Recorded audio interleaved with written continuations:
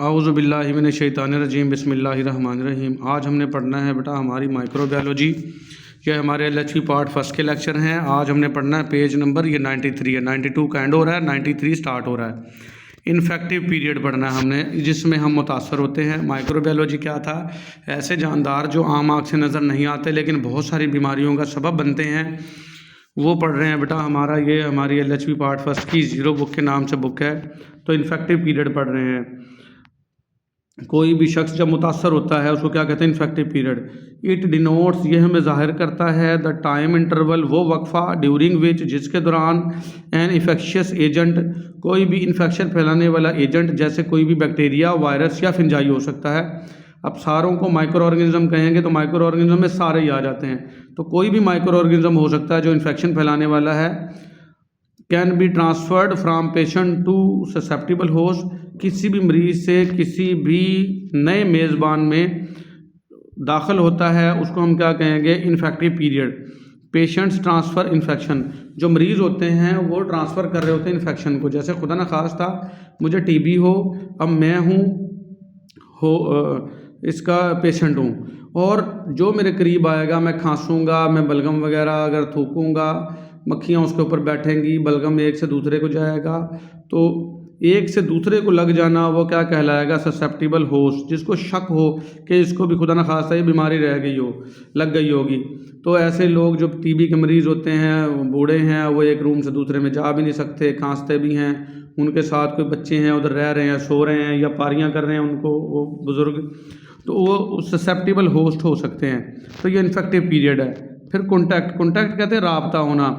Contact is a person, contact وہ person ہے، وہ شخص ہے، who have been an association with the infected person، جس کا تعلق ہے کسی بھی انفیکٹڈ پرسن سے۔ جیسے میں نے بتایا کہ اگر جیسے دادا ابو کو TB ہے اور اس کے پوتے پوتیاں بچے اسی روم میں سوتے ہیں دادا ابو کے پاس، بھی دادا ابو کو رات کو پانی کی ضرورت پڑے یا کسی اور کی تو اٹھ کے دے دیں گے، یا دادا ابو ظاہری بات ان کو پیار شار کریں گے، تو جو اس کے رابطے میں آئیں گے وہ بچے، وہ کیا ہیں؟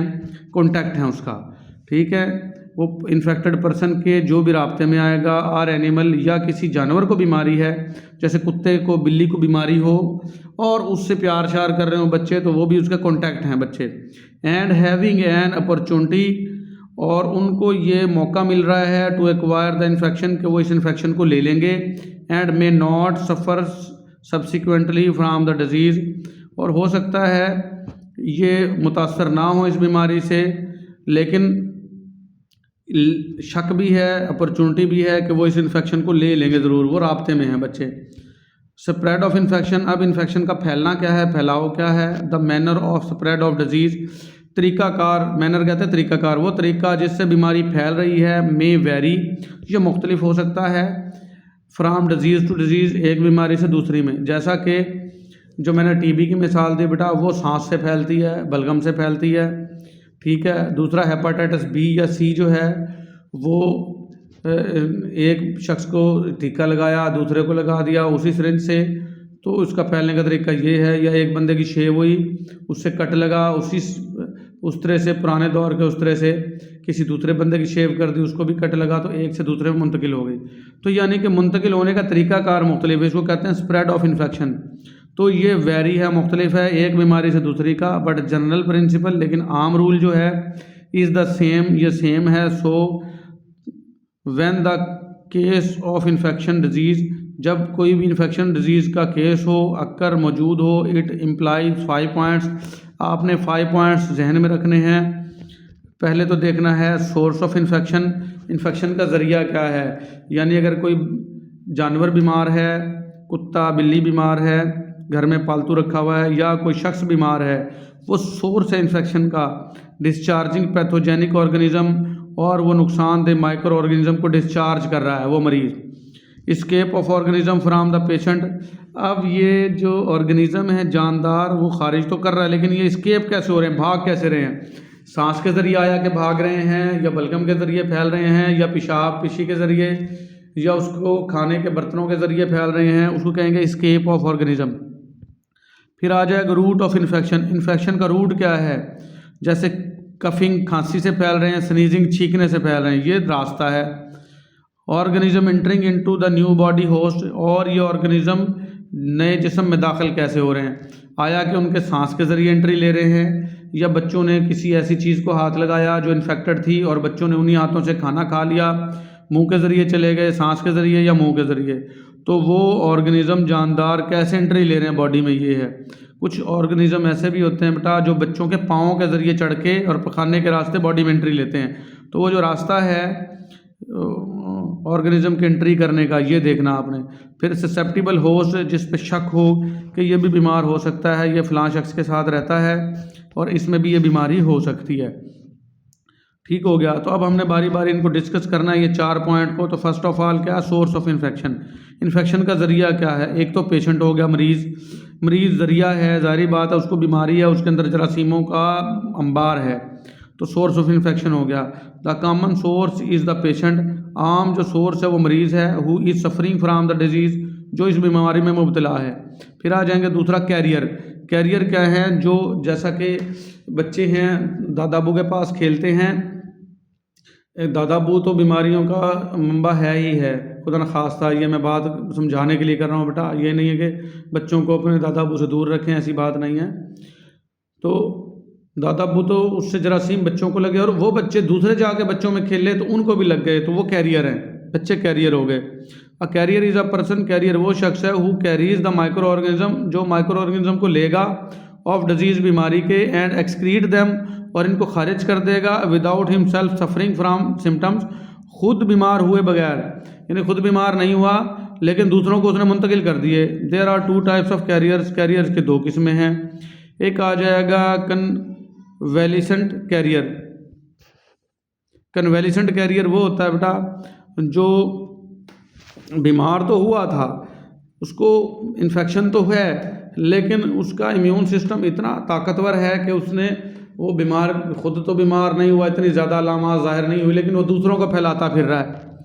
A person who is suffered from communicable disease, कोई भी शख्स जो छूने से पैदा होने वाली बीमारी में मुब्तला हुआ है, but who is in their convulsions, लेकिन उसका कन्वलेशंस है ये, यानी कि वो ठीक हो गया है। स्टिल एक्सक्रीट माइक्रो ऑर्गेनिज्म, लेकिन अभी भी माइक्रो ऑर्गेनिज्म मुंतकिल किए जा रहा है। खुद तो ठीक हो गया है लेकिन माइक्रो ऑर्गेनिज्म खारिज कर रहा है। एग्जाम्पल के तौर पर टाइफाइड पेशेंट, टाइफाइड बुखार का मरीज़ है, इन देयर कन्वलेशंस, अपने कन्वलेशंस में, यानी जब ठीक हो गया उसके बाद एक्सक्रीट साल्मोनेला टाइफी, ये जो इसका जरासीम होता है ना टाइफाइड का, इसका नाम है साल्मोनेला टाइफी, ये खारिज किए जा रहा है इन हीज या हर फेसेस, अपने चेहरे से। ठीक है। सच कैरियर्स, ऐसे कैरियर्स आर टेम्परेरी, आर्जी होते हैं, फॉर फ्यू वीक्स, चंद दिन, चंद हफ्तों के लिए, but they do not become ill, लेकिन वो बीमार नहीं होते। And no count of patient of typhoid fever, और इनको आप टाइफाइड फीवर के पेशेंट कह भी नहीं सकते। एंड सम में शो टेम्परेरी इलनेस, या किसी को आर्जी तौर पर बीमारी नज़र भी आ सकती है, लेकिन ये है कि ऐसे मरीज़, इनका इम्यूनिटी स्ट्रॉन्ग होती है लेकिन ये दूसरों को मुंतकिल कर जाते हैं जरासीम। फिर आ जाएंगे सिम्टमलेस कैरियर, ऐसे मरीज़ जिनको कुछ अलामात हुई ही नहीं। दे आर अ पीपल, ये वो लोग हैं who never had any illness, उनको कभी बीमारी हुई नहीं, आर सिम्टम्स, या कोई अलामात भी ज़ाहिर नहीं, but carry and excrete organism, लेकिन ये ऐसे जरासीमों को उठा के भी फिर रहे हैं, कैरी का मतलब उठा के फिरना, एंड एक्सक्रीट ऑर्गेनिज्म, और ऐसे जो है ऑर्गेनिज्म हैं खुर्दबीनी जानदार, उनको खारिज भी कर रहे हैं।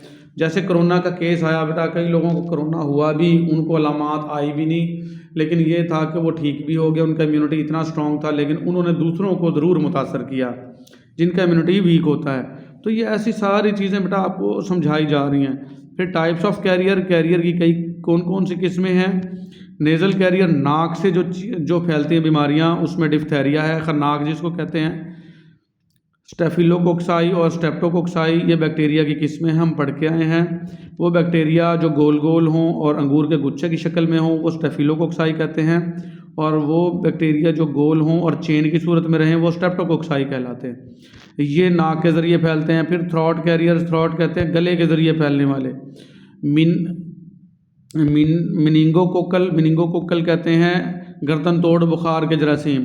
डिप्थेरिया, खन्नाक के एंड स्ट्रेप्टोकोकाई, यही जो गोल गोल हों और चैन की सूरत में रहें, ये गले के ज़रिए भी फैल सकते हैं, नाक के ज़रिए भी और गले के ज़रिए भी। फिर आ जाएंगे फीसल कैरियर। फीसल कहते हैं पखाने से पिशी से फैलने वाले।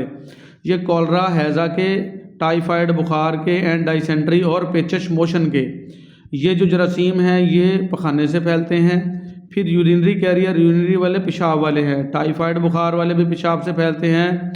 और गोनोकोक्साई ऐसे गोल गोल बैक्टीरिया जो कि लोगों में पेशाब की जगह के इन्फेक्शन पैदा करते हैं, उनको गोनोकोक्साई कहते हैं। फिर आ जाएंगे क्रोनिक कैरियर। क्रोनिक कैरियर होते हैं बेटा, they are apparently healthy individuals, ये ज़ाहरी तौर पर बिल्कुल सेहतमंद इंसान होंगे, कैरियंग अ पैथोजेनिक ऑर्गेनिज्म, लेकिन इनके अंदर पैथोजेनिक ऑर्गेनिज्म होंगे। And make an important source of infection, और इम्पोर्टेंट सोर्स ऑफ इन्फेक्शन है ये फैलाएंगे ज़रूर। दिखने में ये सेहतमंद हैं, जैसा कि एड्स वगैरह का मरीज़ हो गए, वो एड्स का शिकार तो होंगे, लेकिन वो अगर किसी फीमेल के साथ, मर्द है तो औरत के साथ, औरत है तो मर्द के साथ मिलाप करेंगी तो उनको बीमार कर देंगी। ऐसे कहते हैं क्रोनिक। क्रोनिक कहते हैं वो बीमारियां जो लंबे अरसे तक चलती हैं और अंदर उनके जरासीम मौजूद होते हैं, उनको कहते हैं क्रोनिक कैरियर्स। तो ये ज़ाहरी तौर पर तो हेल्दी नज़र आते हैं, लेकिन इनके पैथोजेनिक ऑर्गेनिज्म मौजूद होते हैं। Make an important source of infection, और ये अहम ज़रिया इन्फेक्शन फैलाने का। Chronic carriers are dangerous, chronic carrier जो है वो ख़तरनाक होते हैं फॉर कम्युनिटी, किसी भी मुआशरे के लिए। As they are not only difficult to detect, क्योंकि इनको शनाख्त करना भी मुश्किल होता है, क्योंकि इनमें कोई बीमारी ज़ाहिर तौर पे नज़र भी नहीं आ रही। But difficult to treat also, और जितना इनको शनाख्त करना मुश्किल है, इनका इलाज भी इतना ही मुश्किल होता है। मिसाल के तौर पर एग्जांपल क्या है, एड्स है। एड्स के जरासीम आपको, एड्स के मरीज़ दिखने में आपको बिल्कुल नॉर्मल लगेंगे, आप उससे शनाख्त नहीं कर सकते कि इसको खुदा न खास्ता एड्स है, ठीक है। और इनका इलाज एड्स वालों का ज़ाहिरी बात होता भी कोई नहीं इतना जल्दी, लेकिन ये है कि ये दूसरों को बीमारी फैला सकते हैं। तो ये था हमारा आज का लेक्चर बेटा, escape of organism from the patient. ये भी पढ़ देते हैं लास्ट में, फिर पेज नंबर 94 से स्टार्ट करते हैं कल वाला। एस्केप कहते हैं खारिज होना ऑर्गेनिज्म का फ्रॉम द पेशेंट, मरीज से। तो कैसे खारिज होते हैं? Infection can be spread, infection फैल सकता है फ्रॉम पेशेंट, मरीज से, टू कैरियर। कैरियर हो गया बेटा जो दूसरे लोग हैं, यानी कि मरीज़ था जैसे टीबी का, और उसके पास जो बच्चे रह रहे थे उनको भी जरासीम थे, तो वो कैरियर हो गए। तो ये मरीज़ से या कैरियर से फैलते हैं टू ससेप्टेबल पर्सन, किसी भी मशकूक शख्स को, through discharge of infected blood, इन कोई भी इन्फेक्टेड ब्लड्स के डिस्चार्ज से फैलती हैं बीमारियां। Or secretion of the person, या किसी भी शख्स की जो सिक्रेशन हो सकती हैं, जैसे थूक हो गया, पिशी हो गया, पखाना हो गया, ये सिक्रेशंस हैं, उससे फैलती हैं। The germs of particular disease, ये जरासीम जो हैं किसी ख़ास बीमारी के। फ्राम होम ऑर्गेनिज्म एस्केप, जिससे ये ऑर्गेनिज्म खारिज हो रहे हैं, ये सिक्रेशंस के ज़रिए फैलते हैं। एस्केप इसको कहते हैं, escape of organism from the patient, मरीज से एस्केप होना, उसके पखाने से, पिशी से, उसके बर्तनों से, उसके थूक से, उसके सांस से, उसकी जो है खांसी से, उसके छींकने से, और उसके जो है एक शख्स से दूसरे शख्स को ये बीमारियां फैलती हैं। इसको क्या कहते हैं? Escape of organism from the patient. फिर आ जाएगा एग्जिट ऑफ ऑर्गेनिज्म, ऑर्गेनिज्म का बाहर निकलना, वो हम पढ़ेंगे अगले लेक्चर में बेटा। आज के लिए हमारा इतना ही, मिलेंगे हम अगले लेक्चर में। अल्लाह हाफिज़।